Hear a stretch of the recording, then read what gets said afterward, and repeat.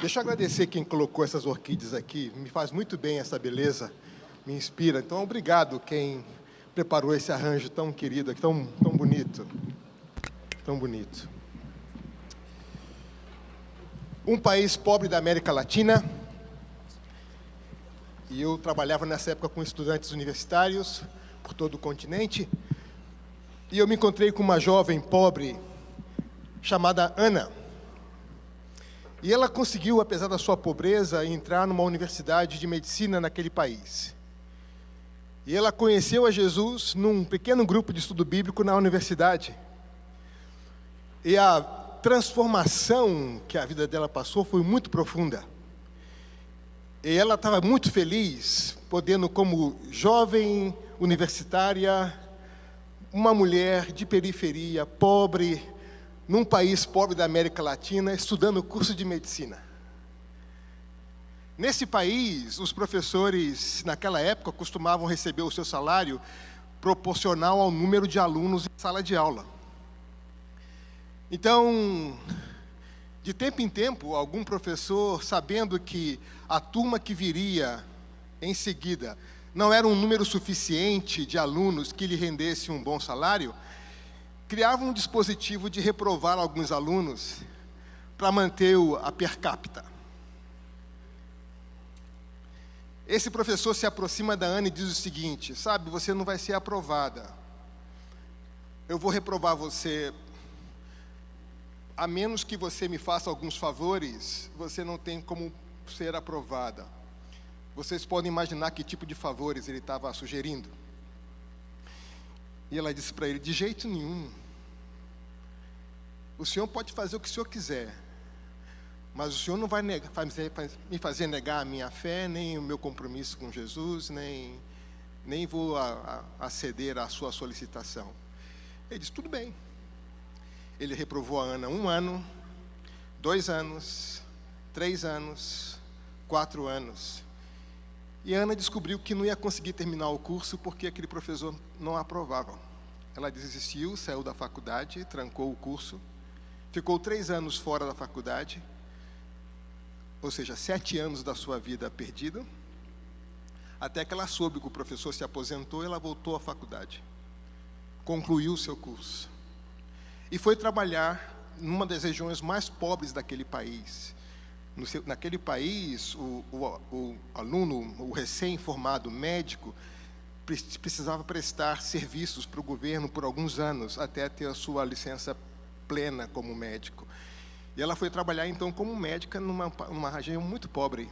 E ela descobriu que naquela região tão pobre, o centro de saúde daquela cidade era o principal centro abortivo do país. Que as medicinas, os medicamentos que o governo enviava para ser distribuído entre os mais pobres, os médicos vendiam. E ela entrou num conflito ético. Eu demorei tanto tempo para terminar o meu curso, para trabalhar numa situação como essa. E ela aprendeu naquele momento que Deus nunca nos envia para situações ideais. Ela escreveu uma carta renunciando à sua posição como médica, inclusive à sua graduação como médica, para as autoridades médicas daquela província, e dizendo: eu desisto, mas eu não posso trabalhar nessas situações por essa e por essa razão. No dia seguinte, ela recebe um telefonema da autoridade médica daquela província, dizendo o seguinte: nós não aceitamos a sua renúncia, e a partir de amanhã você é a nova diretora desse centro médico. E os motivos pelos quais você justificou a sua demissão são a sua primeira tarefa como médica de acertar todas essas coisas.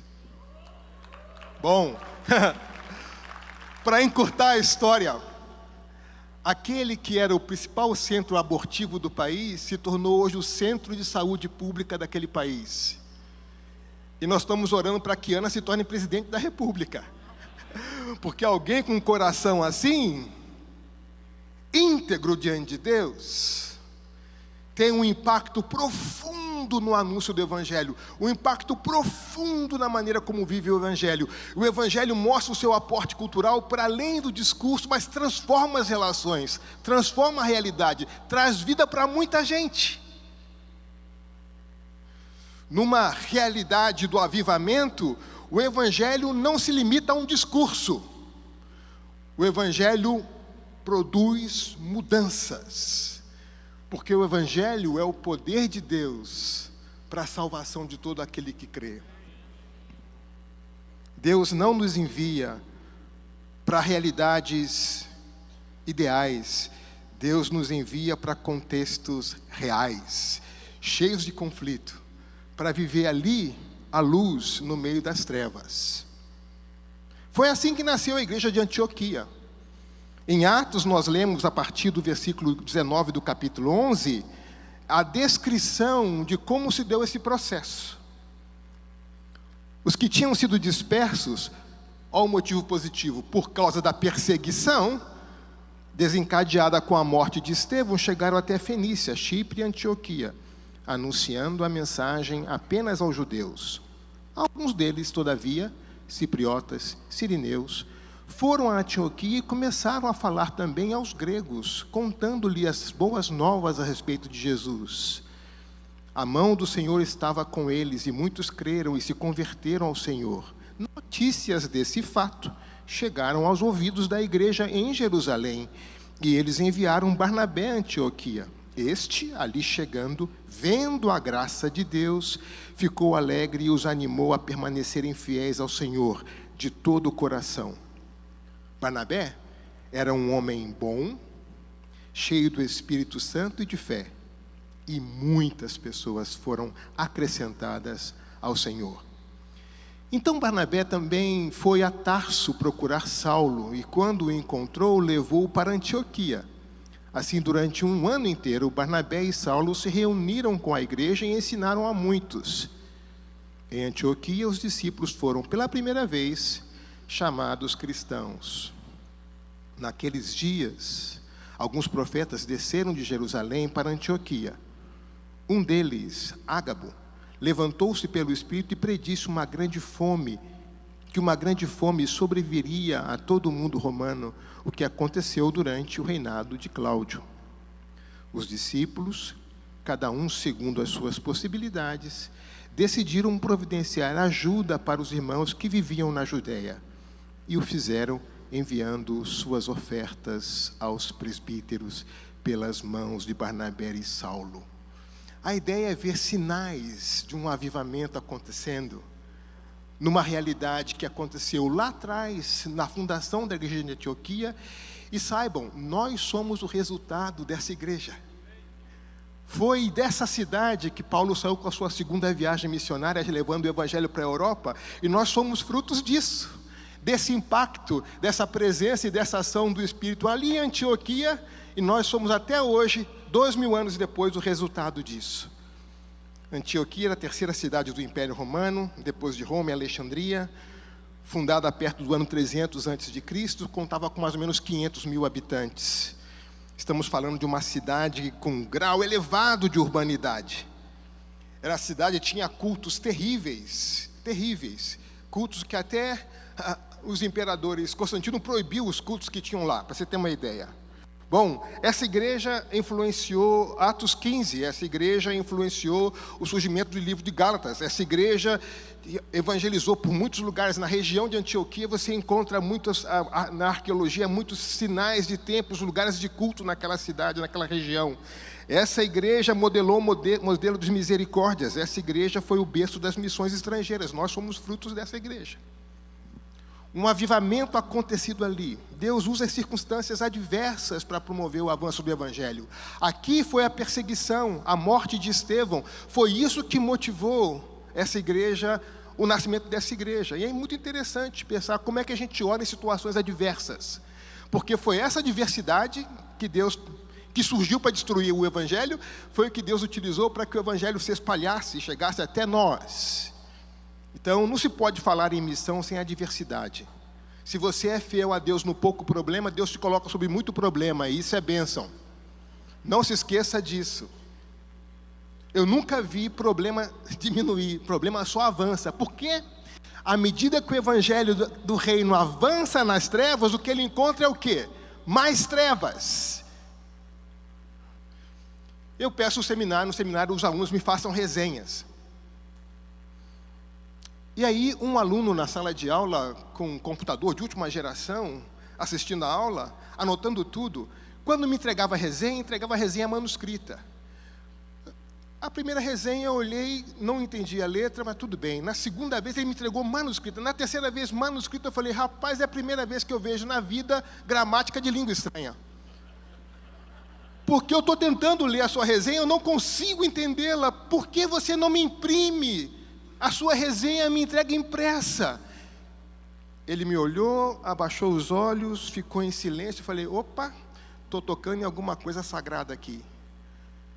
Professor, posso lhe confessar um pecado? Pode. Eu vou lhe explicar a razão pela qual eu não imprimo as minhas resenhas.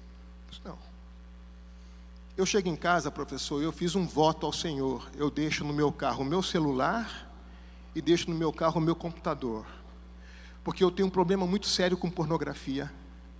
Então, se eu levar o meu computador ao meu quarto ou o celular, eu sou tentado a me conectar com pornografia. Então, para manter o meu coração puro ao Senhor, eu deixo meus instrumentos de conexão no carro e eu subo e eu faço cansado a manuscrito. Posso continuar entregando assim? Eu disse, eu nunca quero receber nada impresso de você. O seu convite de casamento vai ter que ser manuscrito. Olavo viu a uva e tentou casar com a Moema. Põe lá. Ele fez as 16 resenhas. Eu não entendi nenhuma. E ele foi aprovado com 10. Falei, Senhor, não me importa o que eu não entendi. O Senhor sabe o que ele fez, o Senhor entendeu, esse coração eu não posso reprovar. 10, está aprovado. Se tem algum aluno meu aqui que foi disfarçar com essa história, já sabe. Quando o Espírito toca e move e transforma essas realidades internas, não muda somente a pessoa e muda todas as suas relações, muda o seu entorno. O Evangelho tem um aporte cultural importante. Então não se pode falar em missão sem adversidade. Nós temos sempre conflitos pelo lado de dentro e tensões pelo lado de fora, enfim. Eu sou pastor de uma igreja japonesa. E aí chega então uma mãe com uma criança de mais ou menos 8 anos e diz, professor, pastor, o senhor pode orar pelo meu filho? Eu falei, por quê? Ele não consegue aprender a ler. Um japonesinho de 8 anos não sabe ler? Japonesinho com 8 anos faz derivada integral. Tem alguma coisa errada aqui. Chamei as psicopedagogas da igreja, vamos nos aproximar. Para encurtar a história, esse menino descobriu que o seu pai tinha uma outra família. E ele ficou chateado com seu pai. Qual é a melhor maneira de punir um pai japonês? Não vou bem na escola. E a gente descobriu então que o seu pai vivia uma vida dupla, que os seus 11 irmãos viviam uma vida dupla, que o seu avô vivia uma vida dupla. E quando a família soube que a igreja queria ajudar aquele casal, começaram a perseguir os pastores. Então hoje, quando chega uma mãe na igreja e pergunta, pastor, pode orar para o meu filho? Eu pergunto, quantos tios ele tem? Tem que preservar a minha vida, não é verdade? Para saber o tamanho da oposição que eu vou enfrentar. Porque o Evangelho muda a vida e muda as realidades, muda a dinâmica, muda a família, muda um país. E é interessante que aqui em Antioquia, o anúncio não é feito por famosos, o anúncio é feito por anônimos, aqueles que tinham sido dispersos por causa da perseguição. É uma obra de anônimos. Não tem super-heróis aqui fazendo evangelização. O avivamento é tão grande que ultrapassa barreiras étnicas. Em Jerusalém há uma monocultura. Agora, há cipriotas, sirineus, gregos. Uma realidade monocultural se transforma em uma realidade multicultural. Aquilo que na sociedade dividia, a igreja une. Porque agora você tem numa mesma comunidade pessoas de culturas diferentes, de línguas diferentes, de hábitos diferentes, vivendo numa nova comunidade, dando um aporte cultural, mostrando para a sociedade que aquilo que lá divide, aqui não. Porque há algo mais forte em nós do que aquilo que nos divide lá fora. A presença de Cristo, uma nova realidade, um novo espírito. Por isso que eu tenho dificuldade com esse negócio do culto online. Porque o testemunho da igreja na história, esse corpo unido que se reúne, tem um testemunho na história. O povo precisa ver que há um povo diferente que se une em nome de Jesus para adorá-lo. A questão não é mais a questão da comodidade, né? É a questão da comunidade. Quando o povo de Deus se reúne para adorar, há um testemunho histórico importante. Há uma proclamação sendo feita. Lá fora, as nossas diferenças nos dividem. Aqui, por causa de Cristo, as nossas diferenças nos enriquecem e nos fazem crescer. Há um testemunho a ser dado. Aqui, essa igreja ultrapassa barreiras étnicas. No Burundi, Tutsi e Hutus se matando, como vocês sabem. E aí na Universidade do Burundi, os irmãos Tutsi se levantam um dia e vão até o comedor universitário, o restaurante universitário, bandejão, e leva e serve os irmãos Tutsis. Cria um clima na universidade. O que esses caras estão fazendo? Terminam de comer, os Tutsis se levantam, pegam os seus pratos, vão até os irmãos Hutus, pegam os pratos deles e lavam os pratos deles. E eles ficam assustados. O que está acontecendo aqui? Duas etnias que se matam, se tratando bem. Eles não sabiam que o reitor da universidade estava presente no comedor universitário, viu tudo. No dia seguinte, ele escreve no Jornal do País: a solução para o Burundi eu vi ontem no restaurante universitário. Se chama uma nova etnia, os cristãos. E ele descreveu o que ele havia visto no restaurante universitário entre Tutsi e Hutus, que lá fora se matavam, mas que aqui dentro se serviam. O Evangelho traz um aporte cultural, ultrapassa, é feito por anônimos, ultrapassa as barreiras étnicas, tem um aporte cultural, é um novo desafio de dimensão para a igreja. São alguns efeitos desse avivamento provocado pelo Evangelho. Agora, interessante, né? Que tipo de líderes nós precisamos num contexto do avivamento da igreja? O mesmo Lucas, que descreve como alguns, quando se refere a Barnabé, ele é meio meticuloso. Diz o seguinte: esse Barnabé, chegando lá em Antioquia, viu que a mão de Deus estava no meio dos irmãos, se alegrou e os encorajou. Ele chegou em Antioquia dizendo o seguinte: eu sou Barnabé, vim de Jerusalém, trouxe para vocês aqui a receita, Jerusalém, os 10 passos para a felicidade. Apliquem aqui o modelo de Jerusalém que essa igreja vai avançar. Não, ele reconheceu a ação de Deus.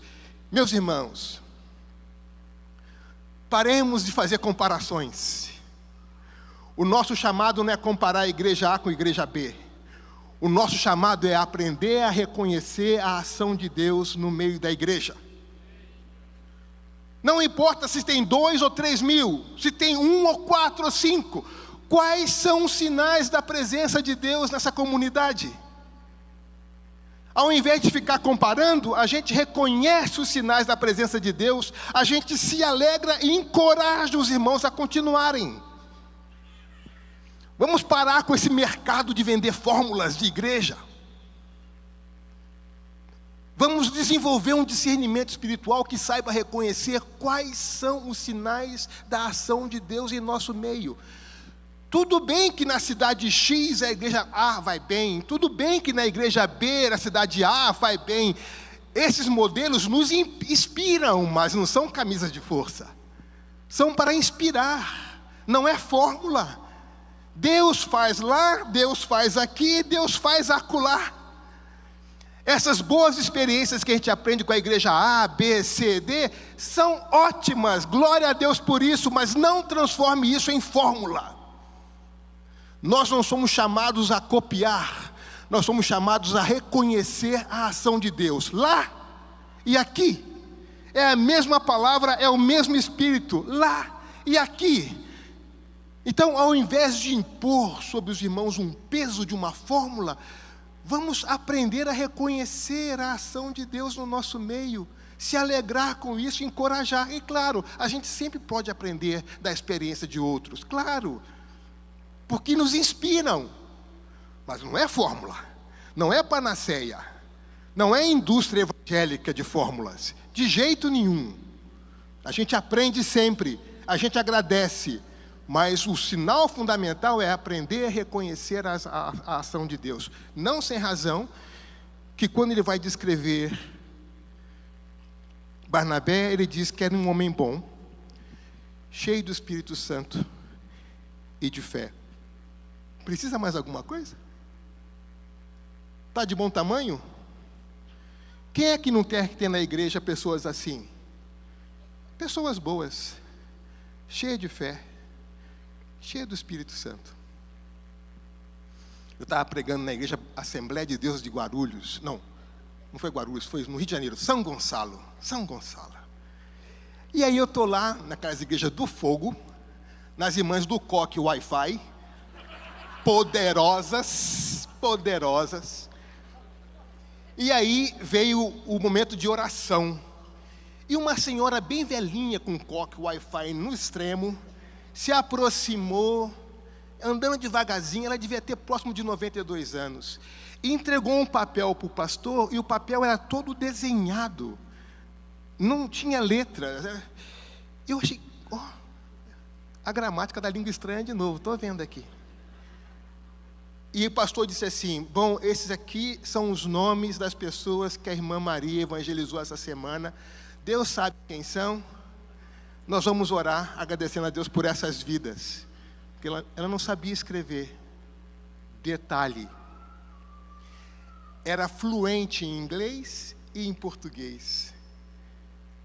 Muito novinha, foi como babá acompanhando uma família para os Estados Unidos. Aprendeu a falar inglês, mas nunca aprendeu a escrever inglês.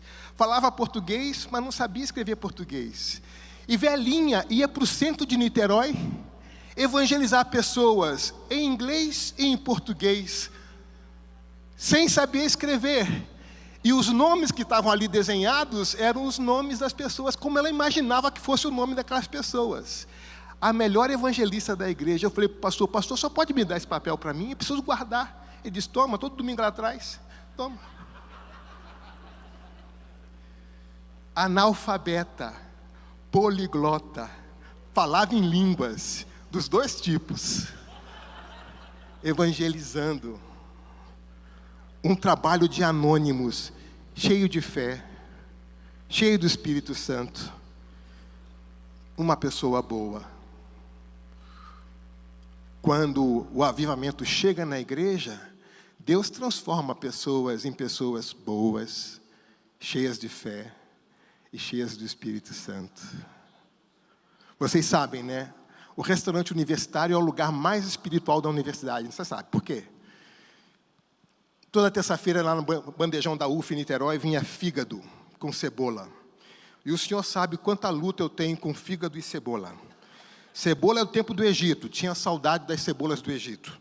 Pecado, mas fígado com cebola era um negócio difícil. Mas estudante duro só tem aquilo para comer, depois toma um copinho de leite para poder fazer, né? E eu olhei para aquilo e falei, Senhor da glória, me dá o dom do Teflon para eu poder comer essas coisas aqui. Então eu me sentei para comer, falei, vai ter que ser isso mesmo.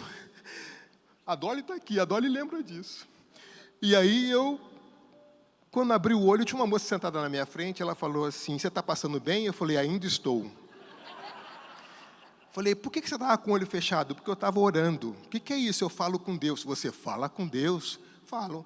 Ela falou, nossa, eu sabia que a comida era ruim, mas eu sabia que fazia esse milagre.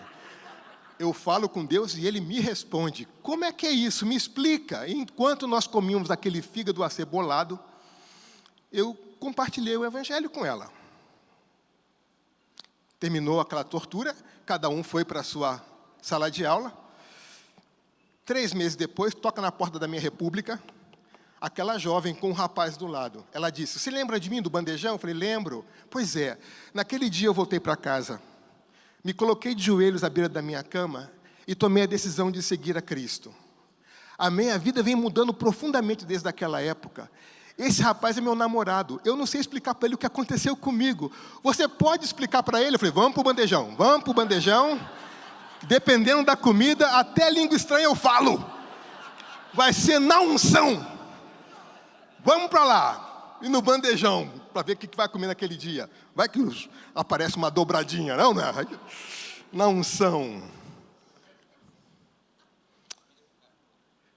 A vida transformada. Mas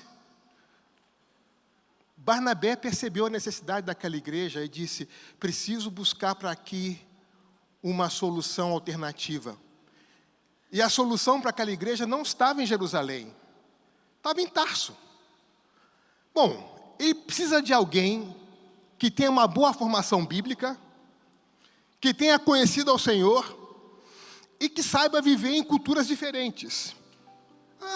Tem um ex-perseguidor da igreja, chamado Saulo, que cresceu num lar multicultural, foi educado aos pés de Gamaliel e se encontrou com o Senhor. Esse vai ser o cara que vai me ajudar aqui. A solução não estava em voltar em Jerusalém, a solução estava um passo adiante. Você imagina a dor de cabeça dos irmãos de Jerusalém. Quem esse cara está chamando? Aquele que se perseguia a igreja agora se converteu. Novas situações nos faz buscar novas soluções. Paulo ficou ali por 1 ano. Justo Gonzalez diz assim: para Paulo e Barnabé, foi um ano de amadurecimento de seus conhecimentos, de suas ideias, que logo utilizaram quando fossem enviados aos gentios. Quando o Espírito Santo vem em Atos 3, me separe Paulo e Barnabé para aquilo que vai ser feito. A fé cristã tem uma atitude crítica aos modelos idealizados ou ideologizados. Para tanto, a igreja necessita debruçar sobre o seu projeto de missão. Vamos passar essa parte, vamos para a final, que só tem 1 minuto só. Pula mais uma, o finalmente. Isso aí. Finalmente a cidade, ok, vamos para o final, isso mesmo. A missão urbana é um protesto contra a ruína da cidade civilizada que experimentamos. Ela busca uma visão espiritual capaz de abranger todo o conselho de Deus, contextualizado ao caos urbano. Um movimento de avivamento traz vida. E a proclamação do Evangelho é uma postura crítica, é um protesto a toda a cultura de morte que nos roda na cidade. Onde chega o Evangelho deve chegar vida. Na proclamação, na ação, na atitude, na maneira como usamos o nosso tempo, a nossa vida, os nossos recursos. Seja um trabalho de anônimos, seja um trabalho de pessoas reconhecidas, o importante é que seja feito por pessoas transformadas pelo Evangelho, pessoas boas, cheias de fé.